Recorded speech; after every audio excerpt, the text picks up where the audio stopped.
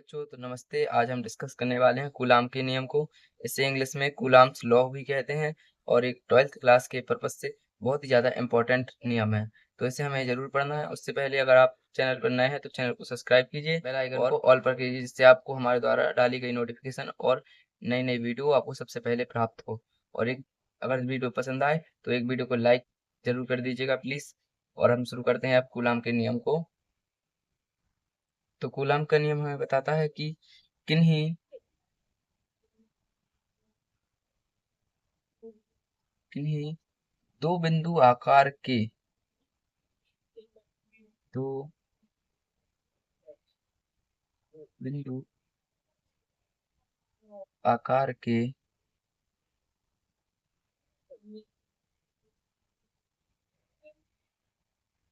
स्थिर आवेश एक दूसरे पर स्थिर आवेश एक दूसरे पर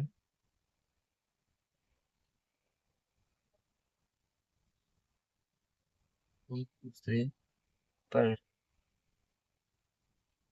स्थिर वैद्युत की बल लगाते हैं। स्थिर वैद्युत की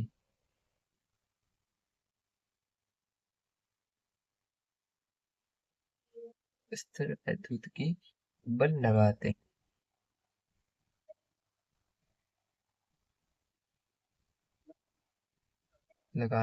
हैं। यह इसके आवेशों के परिमाण के गुणनफल के सीधे समानुपाती एवं इसके मध्य की दूरी के वर्ग के व्युत्क्रमानुपाती होता है। लिखते हैं, यह इसके आवेशों के परिणाम के इसके आवेशों के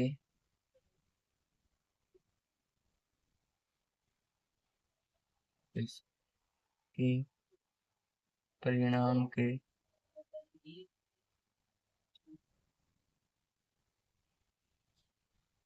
सीधे समानुपाती एवं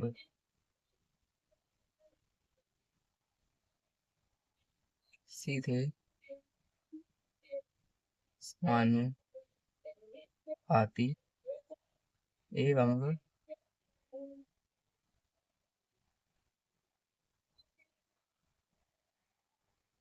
इनके मध्य की दूरी के इनके मध्य की दूरी के सी वर्ग के व्युत्क्रमानुपाती होता है। वर्ग के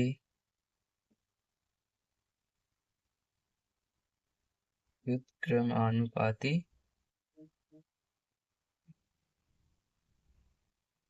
होता है।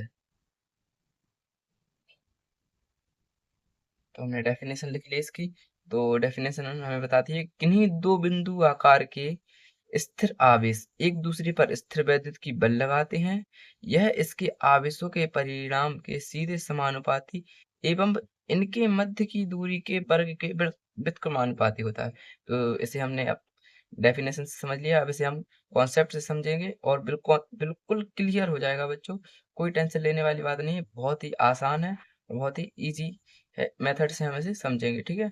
तो मान लेते हैं कि ए एक आवेश है Q1, ठीक है, और ए एक आवेश है Q2, ठीक है।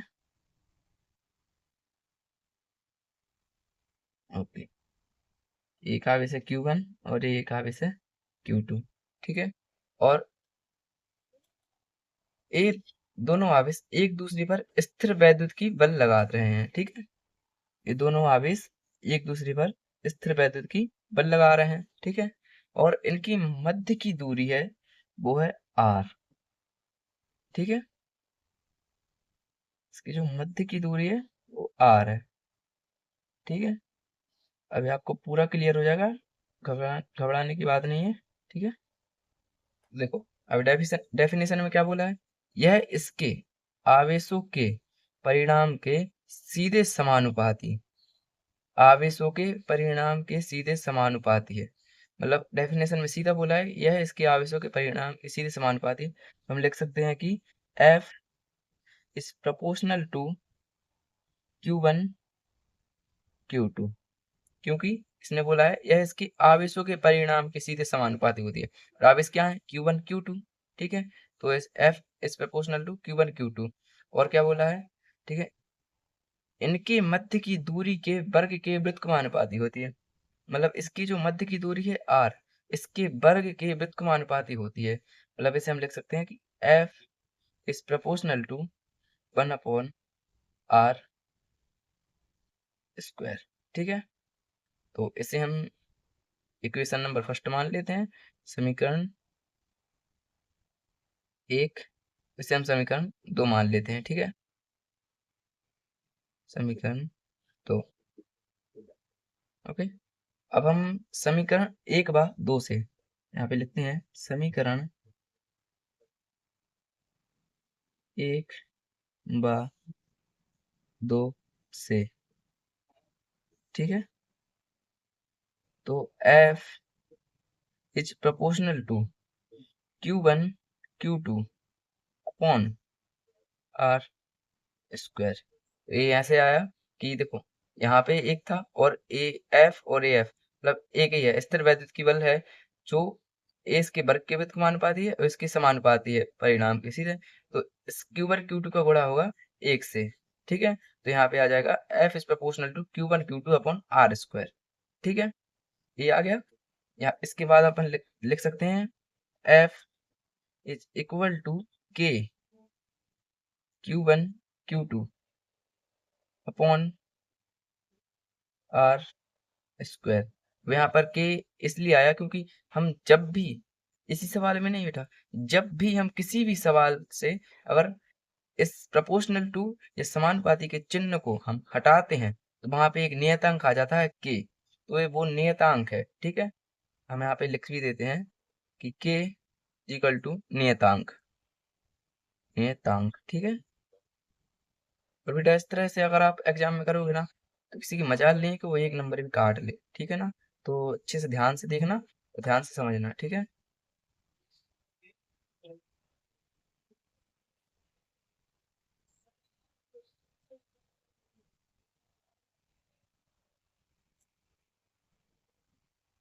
ठीक है, तो F इज इक्वल टू के Q1 Q2 upon R square.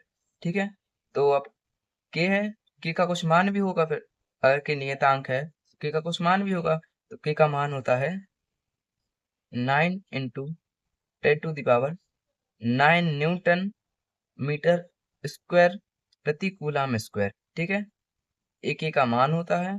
ठीक है, और के को हम 1/4 पाई एप्सिलॉन नॉट से भी लिखते हैं, वो मैं आपको लिख के दिखाता हूँ एक बार कि K is equal to 1/4 pi epsilon not से भी लिखा जाता है। ठीक है, और यहाँ पर एप्सिलॉन नॉट बराबर होता है निर्वात की विद्युतशीलता, निर्वात की विद्युतशीलता।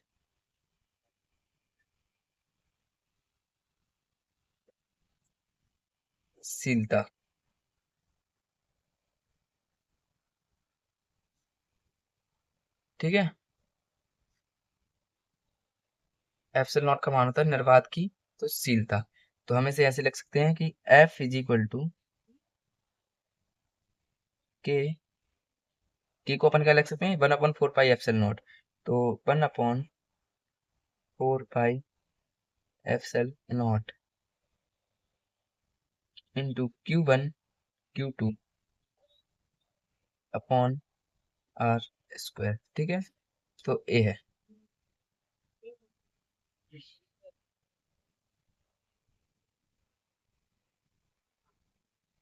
सॉरी बच्चों, वो नीचे का मैं कैमरा सही नहीं कर पाया था ना, इसलिए वो थोड़ा हो गया। बाकी मैं आपको समझ एक बार और समझा देता हूँ।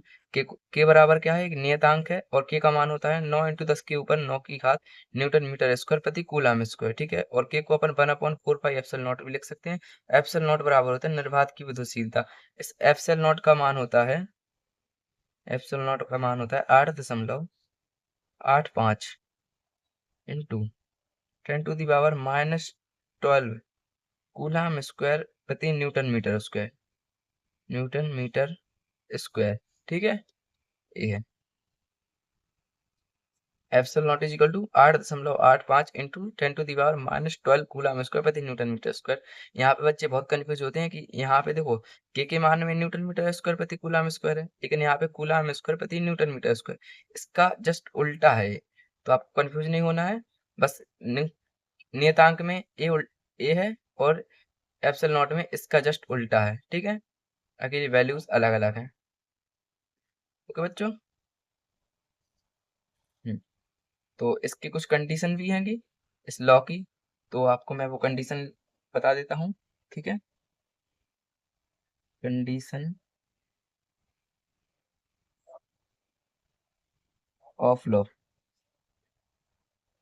ठीक है, तो आपको मैं कंडीशन बता देता हूँ, कुछ एक दो कंडीशन है, बहुत ही ज्यादा इंपॉर्टेंट है इसके लिए। ठीक है, तो यह नियम केवल स्थिर आवेश के लिए मान्य है। यह नियम केवल स्थिर आवेश के लिए मान्य है। स्थिर आवेश के लिए मान्य है, मान्य। और दूसरी कंडीशन है, यह नियम बिंदु आवेश के बिंदु आकार के, बिंदु आकार के आवेशों के लिए मान्य है। आवेशों के लिए मान्य है, मान्य। ठीक है, ये दो कंडीशंस हैं। और अब एक बार मैं और आपको एक बार और समझा देता हूँ। ठीक है, जिससे आपको पूरा समझ में अच्छे से आ जाए।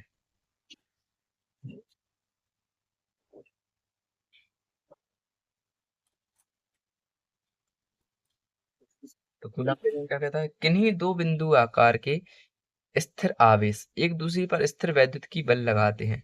ठीक है, यह इसके आवेशों के परिणाम के सीधे समानुपाती एवं इनके मध्य की दूरी के वर्ग के व्युत्क्रमानुपाती होता है।